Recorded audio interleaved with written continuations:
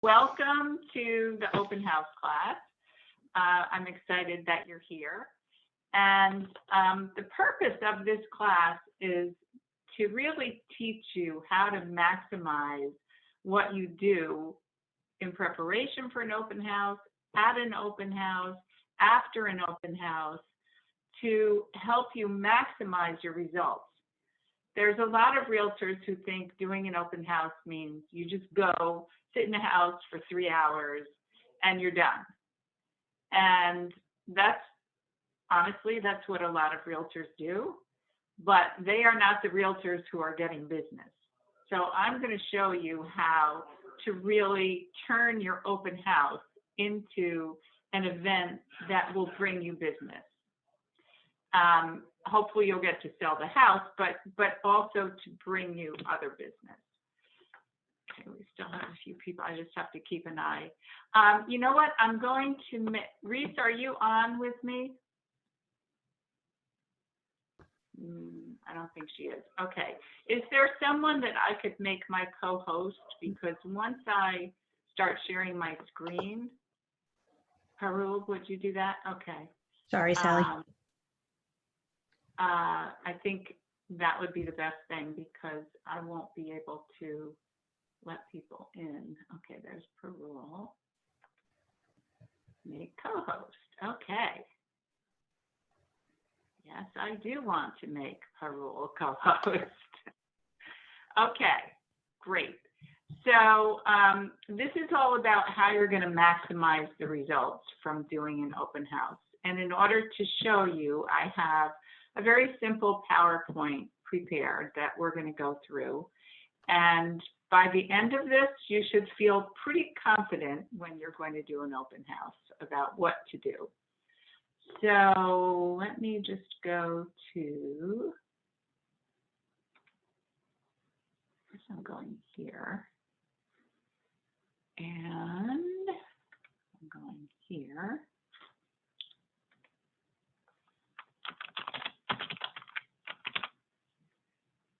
Open house PowerPoint. Okay. All right, here we go. So this is all about open houses. And the first part is assuming that it's your listing. So you have to have a conversation with your seller before the open house. First of all, you always need to make sure you speak to them before you schedule an open house to make sure they're okay with doing it when you plan to do it. But once they've agreed and the open house is getting near, you want to have a conversation with them and say, look, we're a team, and I have certain responsibilities for the open house, but you have some too. And your responsibility is to make sure that the house is clean and sparkling and everything's picked up.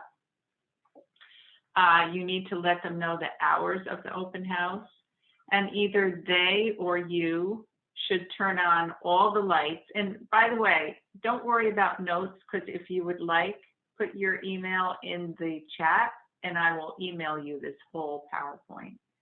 So you don't have to take notes if you don't want to.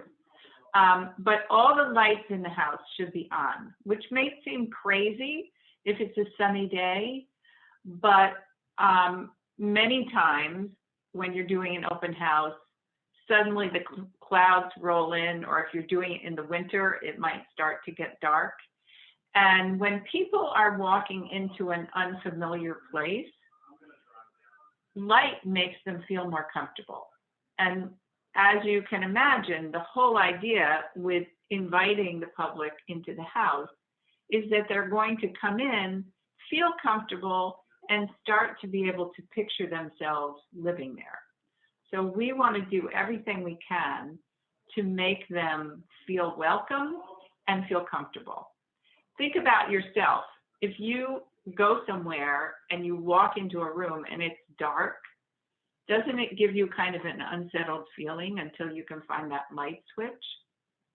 So put all the lights on. If it's cold weather and the people have a fireplace, ask them if they're okay with having a fire. And you don't want to, like if they teach you how to turn on a gas fireplace, that's fine. If it's a wood burning, you have to ask them, please get it set up before I come. You don't want to take on that responsibility. If the people have pets, especially a dog that barks, they really need to take their pet somewhere while the open house is going on. If they have cats and they have the kind of cats that hide under the bed the whole time that somebody's there, no big deal. But there's a lot of people who are afraid of particularly dogs. And I know I had experiences with taking people to show houses. And if we got to a house and they heard a dog barking, they didn't want to go in. So you want to make this house as inviting as possible for everyone. So, you know, arrange with them for them to take the dog somewhere during that time. If they have cats, make sure you tell them that that litter box has got to be clean. Nothing is more disgusting than going and opening a door and there's somebody's litter box filled and smelling, and it's disgusting. So you want that to be clean. Sally, sorry to interrupt, but we can't see the PowerPoint. You can't? No. No, that's what I was asking everyone. Yeah. We don't see your PowerPoint. It's a white screen. It's not sharing. Huh. All right, let me get out and go back in again and see. All right. Where am I here? It says I'm screen sharing, but maybe I'm sharing the wrong screen. Okay. We could see your, like a blank screen. We could, like, it was your computer, but it wasn't the PowerPoint. I don't know. Okay, let's see. No, that's not it, is it? All right, let's try this again. Stop share. If you haven't figured this out about me already, I am technologically disadvantaged. This is not my strong suit. I'm old, folks. All right, let's see.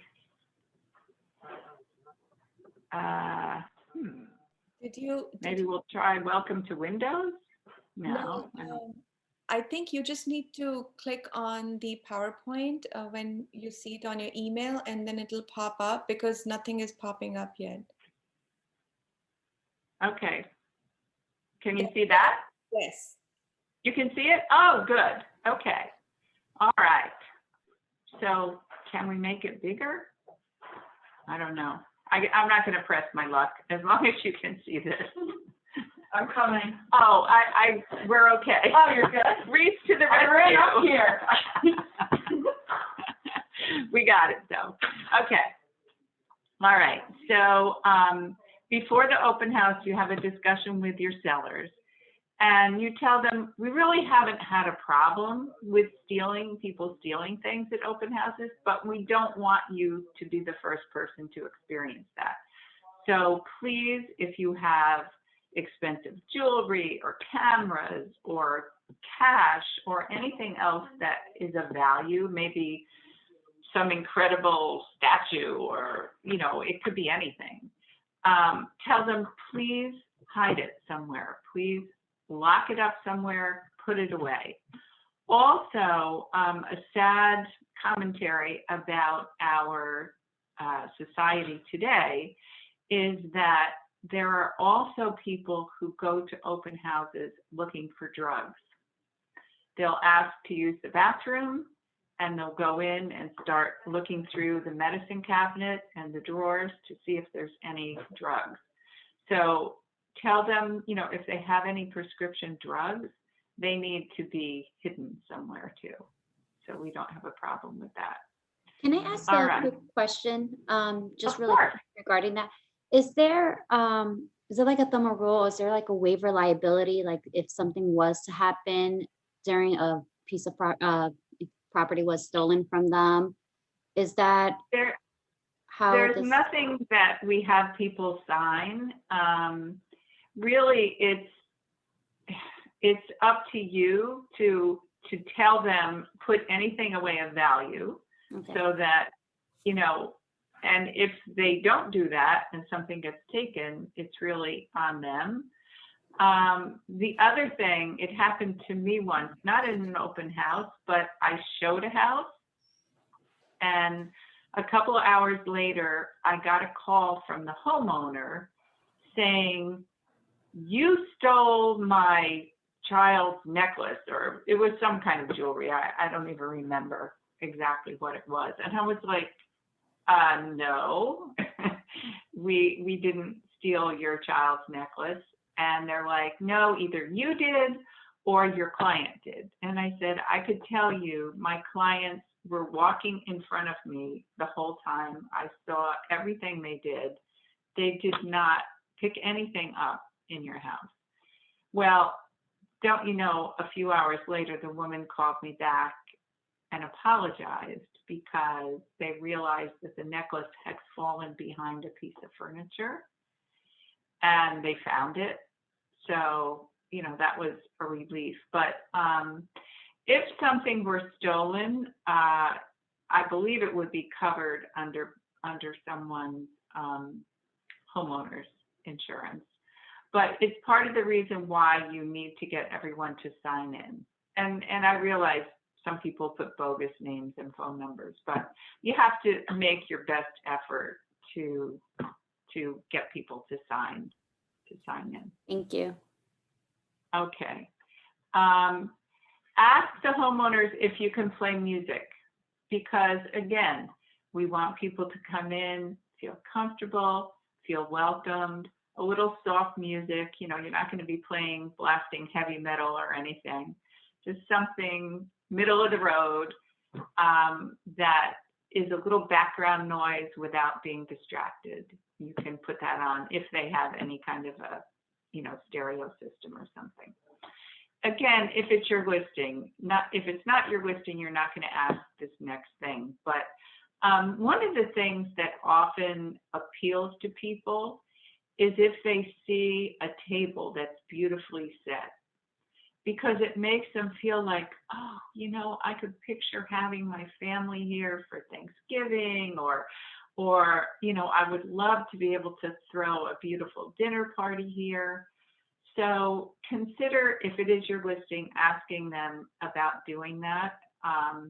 And hopefully they have some nice things that you could use, but if they don't, I actually used to collect a little, like some different beautiful napkins and different things that I could use to put on a table. And if it's the summer and they have an outdoor table, it's really fun to get like very colorful plates and napkins and make it look very, very festive out there. Because again, you're trying to help them picture themselves living there. So now we come to what you should do to prepare. Number one is make sure that you understand every aspect of the home. If it's your listing, I'm sure that you already do. But if you're doing an open house for someone, then you must go see it before the open house, and preferably if the listing agent would go with you, because every house has its little quirks. You know, maybe some of the light switches are in a really weird place, or maybe this thing that looks like a closet actually has an iron and ironing board in it. Maybe there's some special feature in the kitchen that you might not normally notice. So you want to know all those kind of things before you go. So at least go and preview the house on your own if the listing agent can't go with you. You also want to be able to ask certain basic questions that are likely to come up. People can come in, they're going to want to know, is this house on septic or is it on sewer? Does it have well water? Does it have public water? Are there any easements? What are the taxes? Is there a seller disclosure? you should have studied the listing and know it inside and out so that you can answer those questions. Because if someone comes in and they say like, well, does this house have septic or sewer? Oh, wait a minute, let me go look at the listing, and you have to go look at the listing. And then they say, well, what about the taxes? Oh, wait, I have to go look at the listing. Is there, They're not going to. Sally, is there a checklist? Like if I'm doing an open house for another agent, is there a checklist which I can get where what to ask that agent? I mean, I know, like you're saying, I can make notes, but is there something we can get? Like, Well, I would ask them these questions that are in number 2, but then I would say to them, is there anything I should know about the neighborhood? What are the pluses of the neighborhood? Is it close to an elementary school, or does the New York bus stop at the corner? Whatever it might be, get as much information from the listing agent as you possibly can. It's a good idea to go and look at other homes that are for sale in the same neighborhood, because many times people will come to an open house and say to you, oh, we passed a sign on the way here. What's that house like? And if you can say, oh, well, that house is on the market for $500,000, and it's got a very nice backyard, or say something about the house. The whole idea is you want anyone who comes in there to start looking at you as someone who is a good source of information, who knows the market, who knows about this house and others around it. It's really, consider a job interview every time somebody walks in that door, because it could be a buyer trying to decide if there's an agent that they like well enough to work with. Believe it or not, many times it could be a seller who is going to open houses to see how the person doing it handles themselves. How do they present the house? What kind of materials do they have there? Are they knowledgeable? I used to get listings all the time from open houses. People would come, and a few days later I'd get a call, we're interested in talking to you. We're thinking of selling our house. So those are the kind of things where if you really prepare and you know what you're talking about, are more likely to happen. If you're struggling and you don't really know the answers, not that you have to know all the answers to all the questions, you can say, I'm sorry, I don't know, but I'm going to find out, and give me your phone number or your email so I can let you know what I find out. You want to post the house on as many websites and social media sites as possible. You want to be creative with that. And when I say be creative, I mean, don't just say, I'm doing an open house, please come visit me, which is what a lot of realtors do. And they'll just have a picture of the front of the house. Find something about the house that's special. Like maybe you're doing it this weekend and it's going to be cold. So they have a gorgeous fireplace. Take a picture of the fireplace and write something like, can you believe how lucky I'm going to be near this fireplace on Sunday from 1 to 4? Why don't you stop over and check it out? As opposed to, please come to my open house. That's like white noise to people to hear that same old thing. So be creative. If it's the summertime and there's a pool, post a picture of the pool and say, boy, it's going to be really hard for me to resist jumping into this during my open house from 1 to 4 on Sunday. Be a little different, and people will start to notice you and realize, oh, this person really knows how to market things. I think I want to use them when I sell my house. Number 5 is really important. Find out what the rules are for the particular town where the house is, so that you know if you're allowed to put out any directional signs. in certain towns, you cannot put out any. In other towns, you can put them out, but there's very definite restrictions. So make sure that you call the town and you ask for the building department, and they'll tell you what the rules are. Number 6, if it's a town you're not that familiar with, make sure you learn about that town. People are going to ask you questions. Where are the schools? How many elementary schools are there? Is there more than one? Is there more than one middle school? Where do kids go to high school who live in this town? Make sure you know those questions. You know, what kind of shopping is here? Where's the grocery store? Where's the hospital from here? How do people commute to the city from here? You should be able to answer all of those questions. And probably more. I mean, I've been asked all kinds of things like, where's a good restaurant? You know, where can you go for pizza around here? Where do people go for bagels around here? They really expect us to know a little bit of everything. And the more you know, obviously, the more they're going to feel like you're somebody that they want to keep talking to.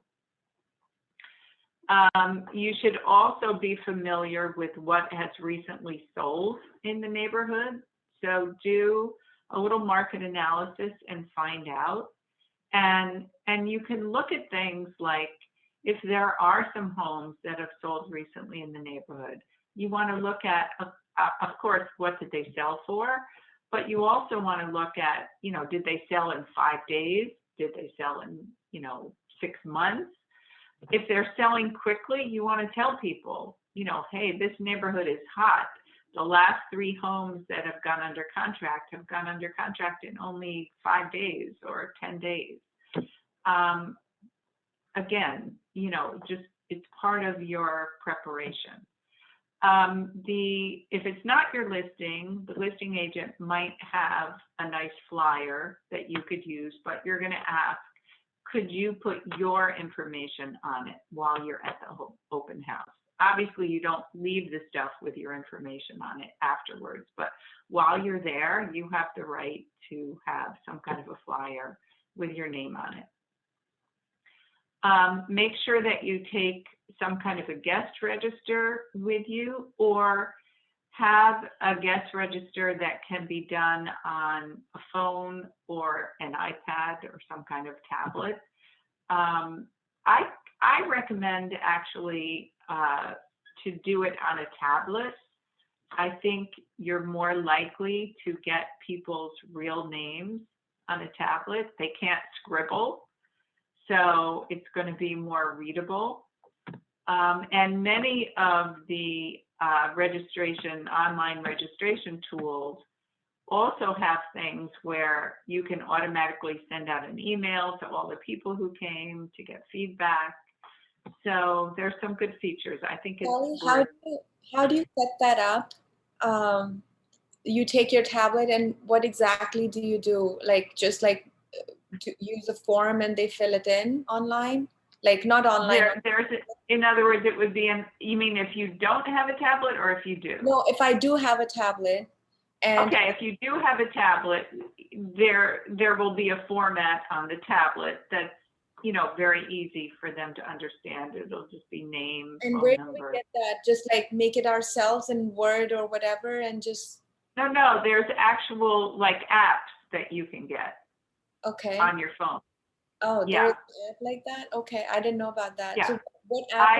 I named one of them here. Open House Pro is one of them, and I'm sure there's many more. I mean, that's one that I used when I was an agent.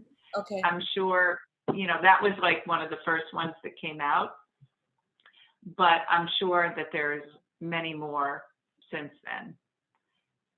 So check it out, and maybe ask those of you who go on some of the WhatsApp chats, maybe ask other people, do they use it? What one do they use? But if you're not going to use an online one, then you need some kind of paper sign-in sheet. And there's lots of them available online, or you can ask other people.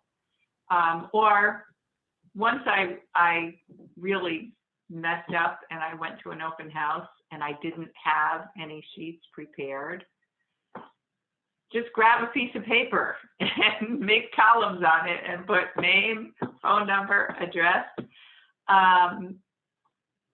That works too. But I really found the online one that I was more likely to get the person's real name and real phone number. Thank you. Okay. The next thing is find out if any other homes in the neighborhood are also having an open house. And because you can tell people about open houses if you want, or they may be coming from a different open house. And if they tell you that and you've seen that house, you can talk to them about it. Again, it's trying to help people understand that you have a value, that you know what's going on, and you are a source of information for them. All right, something else you might do in preparation is to either call or door knock at least 25 homes in the area to let them know about the open house. Those of you who were on the lead gen call yesterday heard Mary Beth and I do a script with each other of what it's like to circle prospect, because that's what they call it when you call or door knock the homes in the same area.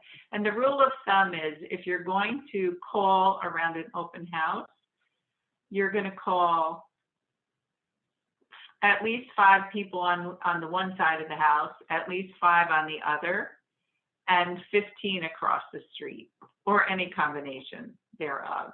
But you're going to just call them or knock on the door and say, "Hi, it's Sally Ponchak from Keller Williams. Did you know your neighbor's house is for sale?" And whatever they answer, go from there. And then say, "Well, I just wanted to let you know I'm going to be there on Sunday from 1 to 4 doing an open house.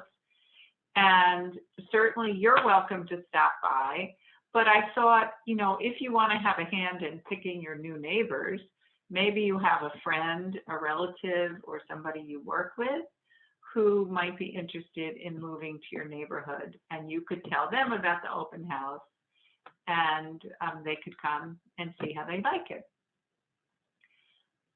Again, it's showing that you're proactive about looking for buyers for your listings. Number 12 is very, very important. Make sure that you are on time. And on time for an open house means arriving at least 20 minutes before it starts. And you should tell your homeowner, it's from 1 to 4, but I'll be there about 20 of. And what's the reason? You want to make sure that they really did pick up stuff in the house. I've had to make beds and do all kinds of things, wash dishes. So you want to make sure that there's time to turn on all the lights, maybe open some blinds. But remember one thing: if you open people's blinds, close them before you leave. You want to leave the house exactly the way you found it. 13, be ready to give the basic information about the house. We talked about that a little bit before, right? What the taxes are. Some people will just walk in the door and start firing questions at you. How many bedrooms does this have? How many bathrooms? I mean, to the point that you're like kind of stepping back like you're being interrogated. But if you know those things and can answer quickly, that's going to put you in the good graces of that person. Also, 14, be aware of the fact that open houses often run over. People are famous for showing up at an open house 5 minutes before it ends. And if they end up liking the house, you don't really want to kick them out because you want them to look at it enough to see if maybe they would want to buy it. So I tell you this, number one, so you don't tell your family, "I'll be home by 4:10, or you don't make an appointment right after that. You have to allow some time for a little extra, especially today, because some of the open houses have so many people who come that, you know, they sometimes run over if you're only taking people in 1 or 2 families at a time. Excuse me, I just need a drink of water.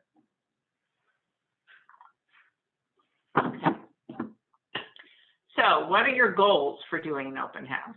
Number 1, get the house sold, right? That's your biggest goal for the day. But the second goal, and almost as important, is to meet potential buyers and sellers and hopefully get them interested in working with you. You want to establish yourself as a local expert, and you want to impress the sellers that you're doing everything possible to sell their home. What should you bring with you? If the town allows it, you should bring signs, right, that you're going to put out before the open house starts. You want to bring copies of the listing, and always bring the customer copy.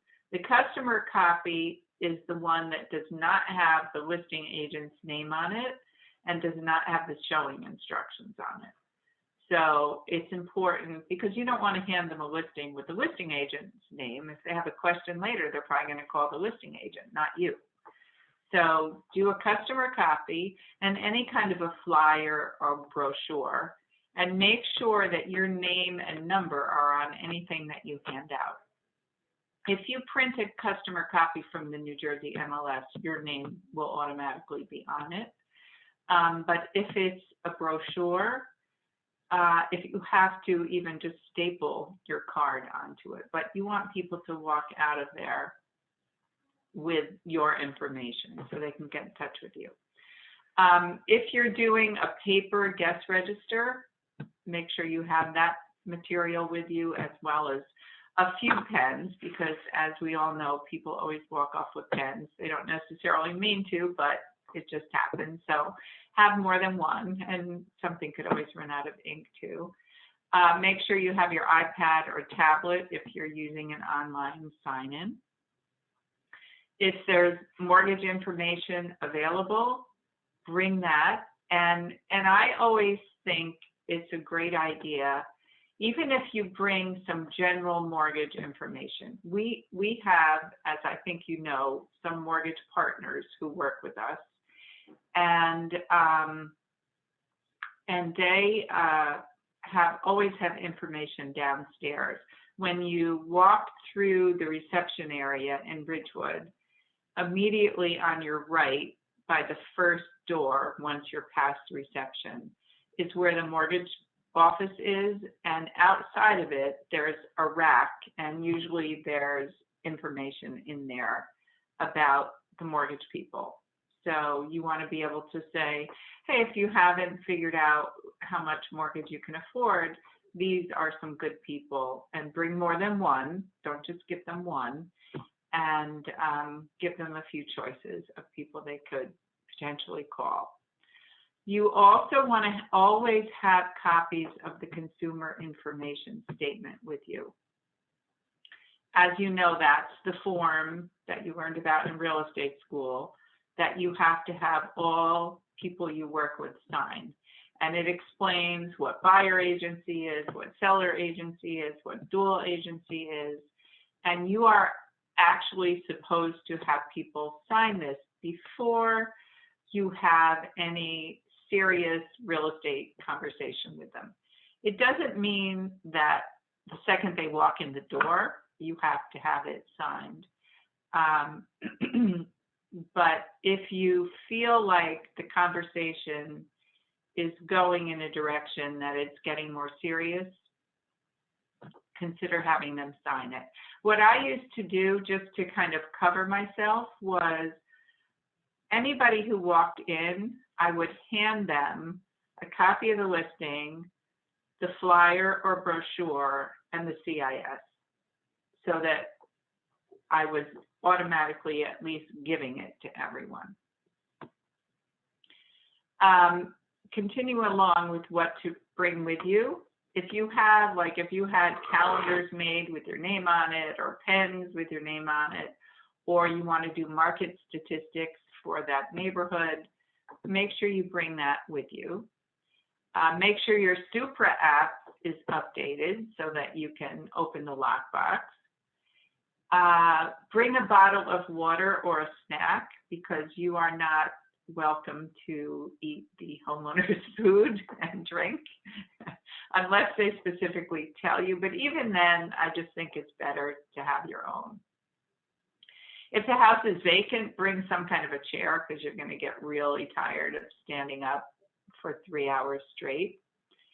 And if you want to print something up, some kind of a card that offers a free market analysis for their home, bring those along.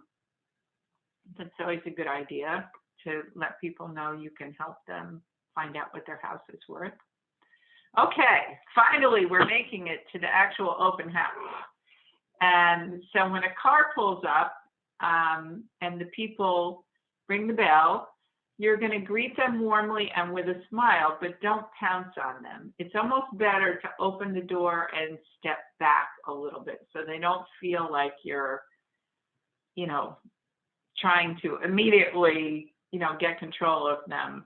People are typically a little afraid of realtors because they think we're all super aggressive and we're just going to like practically hold a gun next to their head until they buy a house from us. And you want to set them at ease. So just greet them warmly, introduce yourself immediately with your company name. And if you're the listing agent, disclose that you're the listing agent. So if it's not my listing, I'm going to say, hi, I'm Sally Ponchak with Keller Williams Village Square Realty. If I'm the listing agent, I'm going to say, hi, I'm Sally Ponchak with Village Square Realty, and I'm the listing agent for this home. And usually what I ask them next is, what brought you here? And a good question to ask is, are you looking for yourself or are you looking as an investment? And that's a way to kind of find out. They might at that point say, well, we're really just looking. You know, we're not even serious about buying a house right now. We just wanted to, you know, ride around and look at houses. Some people will tell you that. They may or may not be telling the truth, but at any rate, you want to ask them questions. Ask them, are you familiar with this town? Do you know this neighborhood? Because if they're not, then you need to tell them a little bit about the town. Or if they are, it's a good thing to say to them, so what do you love about this neighborhood? You know, what do you think are the best things about this neighborhood? And just as you're touring through the house, just keep asking them questions and try to ask open-ended questions as opposed to yes or no questions. And one of the things that a lot of agents do is they'll say like, oh, how do you like this living room?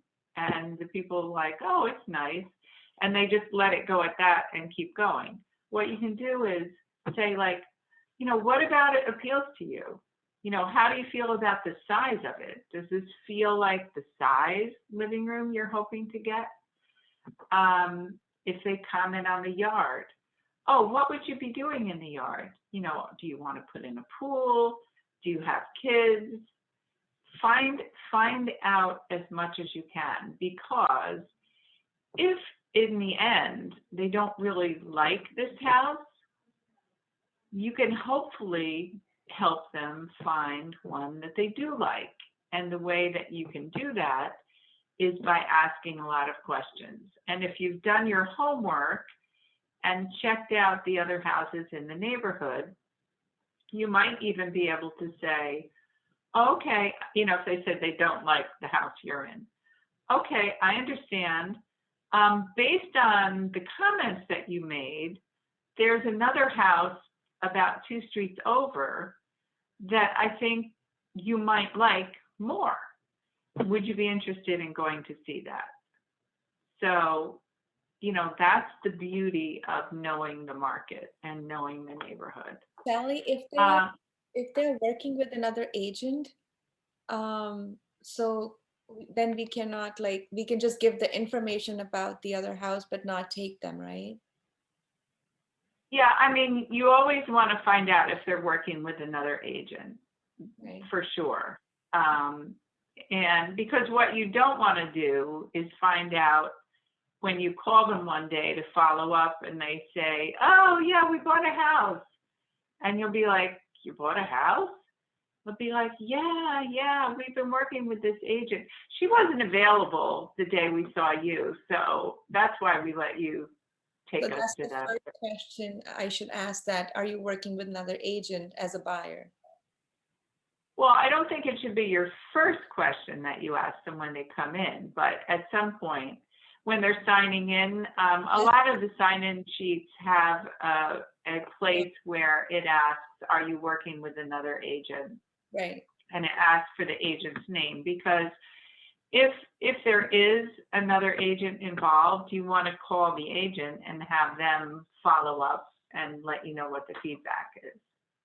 Okay, great, thank you. Just to kind of feed off of that really quick, as far Sure. as suggesting other active houses on the market to the potential buyers.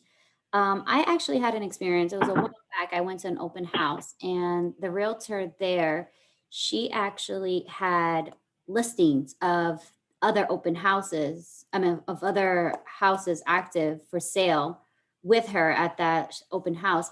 Now, is that something that may be frowned upon coming from the seller? Kind of they're looking at it as Well, I competition? think that there are some sellers who would really object to that from the standpoint that you're there to sell their house, not to sell their neighbor's house. So I don't know if I would have listings of other houses. You can have them in your head Mhm. and be ready to talk about them, but to have listings, I mean, I don't think that's a good idea. Okay, Yeah. thank you. I mean, you can Yeah. let them know about your app, and if it's your listing, they can go on your app and they can kind of see your other listings. You can just encourage that, maybe. That's a good point, Parul. And you should really be offering everyone your app who comes to an open house and that you meet anywhere, because people love the app, and you can just say to them, even if they're working with another agent, it's okay to say, you know, I have this app that I think would really help you in your search. Can I send you the link? And, you know, make sure that they can download it. You also want to ask them at the end of the tour if they like the house and what did they think the pluses were and what were the minuses. And if somebody is not liking the house, then say to them, so, okay, this doesn't work for you. What does the home that you're looking for look like? And because again, you're wanting them to tell you what they want, so that potentially you might be able to say, oh, yeah, there's a house over, you know, around the corner that sounds like more of what you're looking for. And, you know, depending on the situation, you might be able to make an appointment and take them there. No matter what they say to you, you're going to thank them for coming and ask them if they have any further questions. Encourage them to call you or email you if they think of a question later. And I have, even if they are rude to you, be nice back. There are some people who are downright rude, really rude. I've met some very rude people. Try not to be rude back to them. You know, kill them with kindness and try to get them out of the house as fast as you can. But, you know, you want to be nice to people no matter what. Okay, so after the open house, number one important thing is to make sure that the house is locked up. Go around and check every door, even if you thought, I never unlocked that door. You never know if somebody who was looking at the house somehow unlocked a door and you didn't realize it. So, and nothing gets a homeowner more upset than coming home and realizing that there are doors that have been left unlocked in their house. So make sure everything's locked. If you change something, remember I gave you the example of if the blinds are down and you put the blinds up, put them back down before you go. Sometimes if it's a vacant house and it's the heat of the summer and you ask, do you mind if I turn on the air conditioning? Make sure at the end of when you're there that you put it back to whatever it was set at before. Same thing with heat. If you're lowering the heat or raising the heat, make sure you remember what it was set at and return it to that setting. If it's your listing, you're going to call the seller almost immediately. In many cases, they'll probably come walking through the door at the time that the open house is ending. But if they don't, you want to call them. They're eager to know what happened. Even if you don't fully know, you can report to them how many people came and, I don't think anybody was super interested, or maybe you want to say like 5 groups came. I felt like one of them was a little bit interested. And make sure you tell them you're going to follow up with everyone just to make sure. If it's not your listing, you are not contacting the sellers. You are contacting the listing agent. And you need to contact that listing agent right away. Because understand, put yourself in the situation. The listing agent asks somebody to do their open house. The time of the open house ends, the sellers are on the phone to the listing agent saying what happened. It's really embarrassing for the listing agent if they have to say, I don't know. And if the agent who's at the open house doesn't call them back for an hour, 2 hours, 3 hours, it really makes the listing agent look bad. So you wouldn't want someone to do that to you. Don't do it to anybody else. And also, if you neglect to call the listing agent back right away, chances are that's the last open house you're ever going to do for them. They're not going to ask you again. So make sure that you're very good on your follow-up. Sometimes if it's not your listing, the sellers will get home before you've left and they'll start asking you questions. What do you think about the price? What do you think? Should we lower the price? Any questions like that, you're going to say to them, you know what? Susie Smith, your listing agent, is the expert on your house. You really need to ask her those questions. Don't get into a discussion with the sellers about the pricing of their house. That just is a no-no. What else? Oh, if it's not your listing and some people came who wrote down that they had their own agent, you're going to give those names to the listing agent, and you're going to follow up with the ones who didn't have a realtor. And it's a good idea to either send them a thank you email or make a call within 24 hours, because they've probably gone to a bunch of open houses, and if all the other people call in that first 24-hour period and you don't, you're definitely out. So you want to follow up pretty quickly, especially if somebody seemed at all interested. I would follow up, even more quickly. And that's it. Do you have any questions?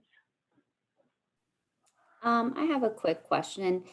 Just as Okay. far as the agent showing the open house, is it customary for the agent to follow through the whole tour with a client? Well, different different people have different styles. I always went around with the people because, first of all, you have a responsibility to your homeowner to make sure that people aren't messing with their stuff. Secondly, by walking around with them, you're building a rapport with the people. And again, you know, one of our goals is we're looking for business, right? So if you can build a rapport with people while you're walking around, you can, you know, make them realize, okay, this is a person we feel we could work with. You know, she's knowledgeable. She seems like she knows what's going on in the market. You're going to build that trust in you by walking around with them. I mean, there are agents. I remember once taking someone to an open house. I was taking a client to the open house that was already in progress. The listing agent was sitting on the couch watching a football game. And basically we went in and she's like, oh yeah, show yourselves around, and just kept watching the football game. I was appalled. I couldn't believe it. And I thought, wow, if those homeowners ever saw how their agent was treating their open house, they would probably fire her on the spot. You need to be actively involved with people. And in some ways, it's easier in today's COVID world because we can't have a ton of people coming into the house at once. And what we've learned is that people will stand online and wait to get into a house. We've had people with lines down the block for their open houses. Even if it's cold, they wait. And so, you know, just bring in, if there's only one of you, I would only bring in one group at a time. If you're working with another realtor, which, by the way, I highly, highly recommend, because there's a safety factor here. Understand when you're doing an open house, you are advertising that you're going to be in this house for 3 hours, and people know the homeowners aren't going to be home. It's just going to be you. And we have not had a problem in this area, but we have had people in other parts of the country get robbed, raped, murdered at open houses or at showings. You have to protect yourself. I'm a huge advocate of having more than one person at an open house. The other reason is if you suddenly had someone show up who was really hot to go see a house you told them about around the corner, there's someone still at the open house. You can leave, you know, briefly to go show a house and come right back. You can't do that if you're alone. You can't just close up the house and go show a different house. So give serious thought to always doing it with somebody else. And the other thing is, because of the fact that we're opening our house to people we don't know, you need to be smart about it in all circumstances, whether it's an open house or a regular showing. You should be keeping the clients in front of you, not behind you. The reason you don't want them behind you, let's say you had a guy, I mean, you're all women, beautiful women. You had a guy who came and he decides he's going to rape you. If he's behind you, you could walk into a bedroom. He walks in behind you, slams the door shut, and attacks you. If you're behind him, you're more in control of the situation. You're much safer. So keep that in mind. The other thing to keep in mind is if you are ever at a showing or an open house, you should always make sure someone knows where you are.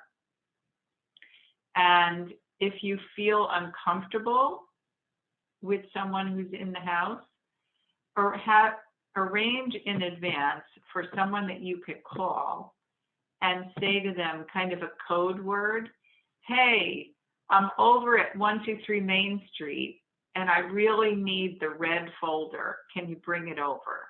First of all, it makes the person think someone's coming to the house. But number two, it's a signal. I don't feel comfortable. Can someone get over here? Or, you know, can you send the police over here?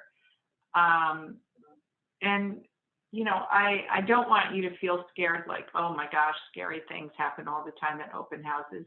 No, they typically don't, but you want to be prepared. You want to be smart. If you're showing a house and you start feeling uncomfortable about the person that you're with, don't go down in a basement with them. Let them, tell them, open the door and say, I'm going to let you go down to the basement. I'll be right here if you have a question. You don't want to be in a place that has basically no exit. So you just have to be smart about things like that.